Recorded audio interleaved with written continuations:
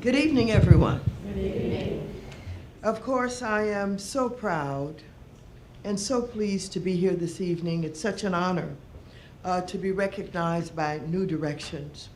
New Directions is extremely important.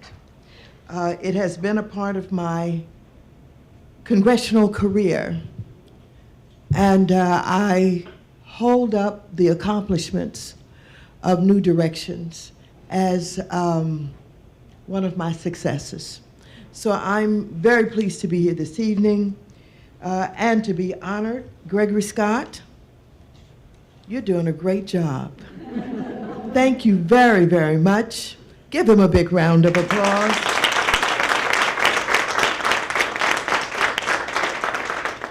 But of course, you're not doing any better job than my friend Larry Williams. Larry and I go back a long way.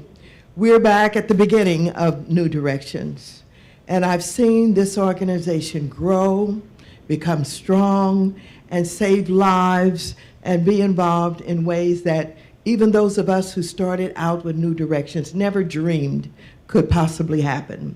And so I'm proud to be here this evening, and I want to remember, along with Larry, one of the founders, John Kevaney, who was an extraordinary individual, and of course, Tony Renas for the work that she did in helping to respond to those requests for proposals and getting those grants in and fighting for the dollars to help do what you've been able to do. Give them all a big round of applause.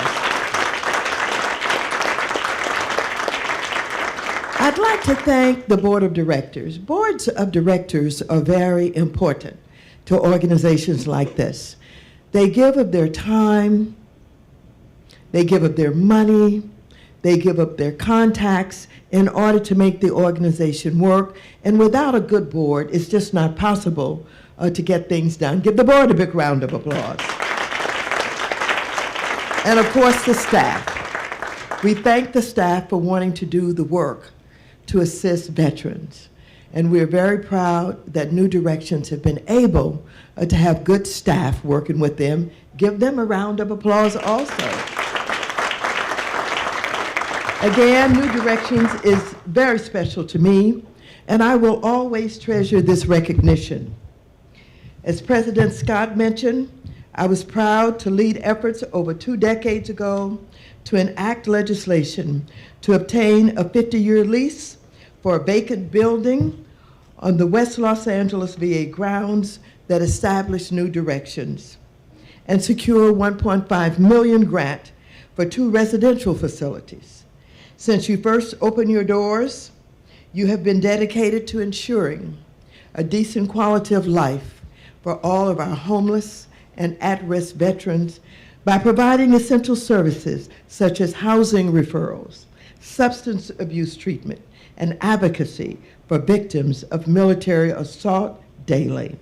Assisting over 1,000 vets and their families last year alone, you've been at the forefront of empowering our vets and facilitating their successful return home. The story that you just told was just very, very heart-wrenching and touching. But you have become a poster child for what is good about New Directions. And we thank you for claiming your life back, getting involved with New Directions, coming to this point, and we're all going to help you. And that 14-year-old child you have, you deserve everybody's help and assistance. Over the years, I have visited New Directions, and I've witnessed firsthand how you have housed, provided job training and counseling and services to our vets. I'm so pleased to have recognized the tremendous service you provide to the homeless veterans in our community. Your services are unmatched by any other agency in this country. I've seen the joy and hope that you created in veterans, and you are nowhere else, who had nowhere else to turn.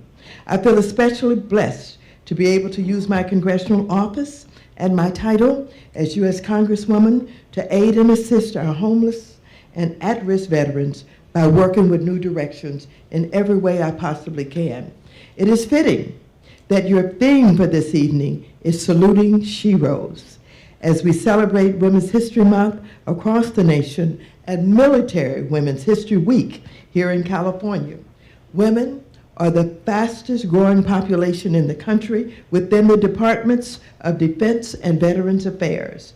Women now have the honor of wearing the uniform, something that only 10% of the entire U.S. population can claim, because of the countless barriers broken down by women who have served in our country. During the Revolutionary War, women had to disguise themselves as men to serve. During World War II, women flew airplanes in Women Air Force Service Pilots, WASP. They flew statewide as ferries, test pilots, and anti-aircraft artillery trainers. The Navy created WAVES, women accepted for volunteer emergency service. The Marine Corps created the Marine Corps Women's Reserve, and the Coast Guard established the Women's Reserve. The women who served in these units made the difference. Their dedication to our country showed that women are as capable as men, and in 1948, women were granted permanent status in the Army, Navy, Marine Corps, and the newly created Air Force. In Korea, 500 Army nurses served in combat zones, healing our injured. In the 1960s, about 7,000 military women served in Southeast Asia. In the 1970s, the academies and ROTC opened to women. In 1983, women named a woman, Galen Grant, the first drill sergeant of the year. I'm sure Galen Grant's service made the difference to Army Sergeant Major Teresa King, who in 2009 became the first woman combatant of the Army Drill School at Fort Jackson, South Carolina. Today, women serve in multiple roles within our military, even performing security patrols in war zones. In 2013, former United States Secretary of Defense Leon Panetta signed an order to lift the ban that had barred women from combat roles in the military for nearly 20 years. Women fly jets, serve aboard ships, gather our intelligence, provide security, patrol dangerous environments, and execute their military duties flawlessly. Currently, we have more women than ever returning from service in our nation's armed forces. The population of women veterans in the United States is over 2 million. California has the second largest veterans population with 184,774, and there are nearly 2,500 in my congressional district alone. Of those living female veterans, 442,852 have served in the military during the post-9/11, and our women's vets are faced with unique challenges when turning home from war. Access to health care for women veterans has been an ongoing problem, and with women enrolling in Veterans Affairs health care at record levels, the need to address this issue is essential. The number of women veterans using VA health care has more than doubled since 2001. With the increasing complexity of combat injuries and deployed women sustaining injuries similar to those of their male counterparts, the cost associated with their care will grow. A recent study found that more than half of the women serving in the U.S. Army in Afghanistan and Iraq experienced combat-related trauma. Like their male counterparts, women veterans return to their lives at home, scarred from their experience in war, exposure to enemy artillery and rockets, and seeing others wounded and killed. Unfortunately, many female soldiers experience another form of war-related trauma as a result of being assaulted by a fellow soldier, referred to military sexual trauma, or MST, and that seems to be a focus here that is being discussed this evening. Although both men and women are subjected to MST, the Veterans Health Administration found that 1 in 5 female veterans experience MST as compared to 1 in 100 male veterans. According to a 2011 Newsweek report, women are more likely to be assaulted by a fellow soldier than killed in combat. This is shameful. We've got to do something about this. We must establish a culture in our military that has zero tolerance for sexual assault, a culture that protects, not intimidates victims, that prosecutes, not excuses perpetrators, and that denounces, not ignores sexual violence. We must make it a priority to end this profound crime within our military and provide victims with the care they need and deserve.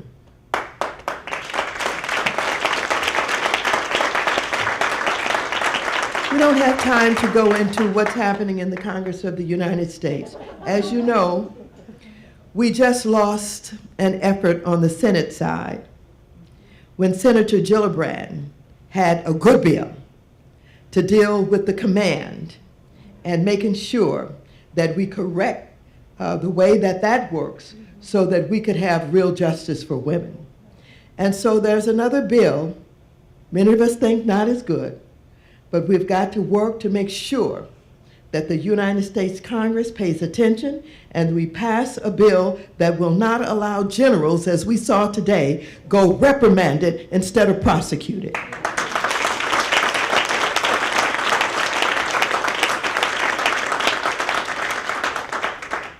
Women veterans are also the fastest growing population of homeless veterans.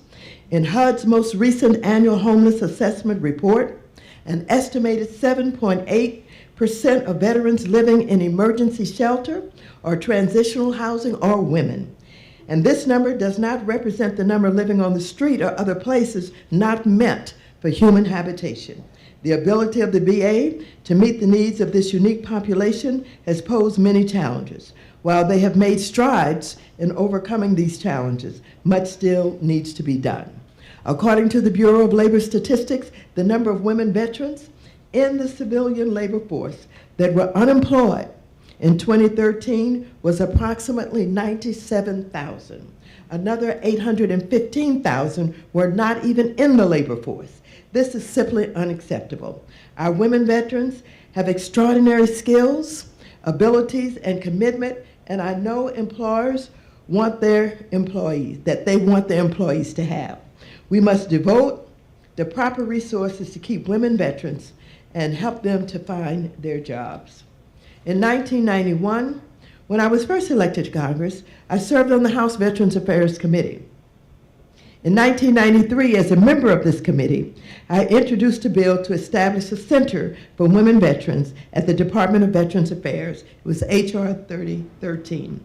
This bill passed the House of Representatives the following year and was included in the Veterans Benefits Improvements Act of 1994 and was signed into law. Today, the Center for Women Veterans monitors and coordinates the health services, benefits, and programs provided by the Department of Veterans Affairs for women veterans and ensures that they are treated with dignity and respect. I'm committed to continuing to ensure that our veterans receive the benefits they deserve and services appropriate to their needs. I would like to remind you of Marty Moore, who served as my congressional staffer, assigned to veterans constituent work. It was Marty who was so successful in resolving veterans' claims and helping to get veterans the services they deserve. She is no longer in my office, however, she played a most important role in helping me to help veterans. Today, I've taken an active role in fighting to end the Veterans Disability Benefits Claims Backlog at the Department of Veterans Affairs. I've dedicated staff members with expertise in handling veterans' complaints and disability claims. I've been responsible for assisting veterans with disability claims by working with the VA to locate the forever misplaced records and documenting service-related health problems such as Agent Orange. As the ranking member of the Financial Services Committee, I've used my role to examine and promote financial protections for service members, and as a supporter of consumer protection, I strongly advocated for the creation of the Consumer Financial Protection Bureau and its Office of Service Members Affairs to ensure that service members aren't taken advantage of in the consumer marketplace, such as payday loan operations, setting up at our military bases and taking advantage of soldiers and their families who just run out of money and end up getting these loans that are 400% and 500% interest rates. You will never catch up. You will never get over. We did a little something by making sure that we moved them away from these bases, but we've not done enough, and we've got to continue to work on that. So in closing, I want to thank New Directions again for this very special recognition. Veterans are one of my top priorities, and I will always dedicate my staff, my office, and my time to honor and respect those brave women and men in uniform who have given their time and their lives to protect our ideals, our democracy, and our country. Thank you so much for your recognition.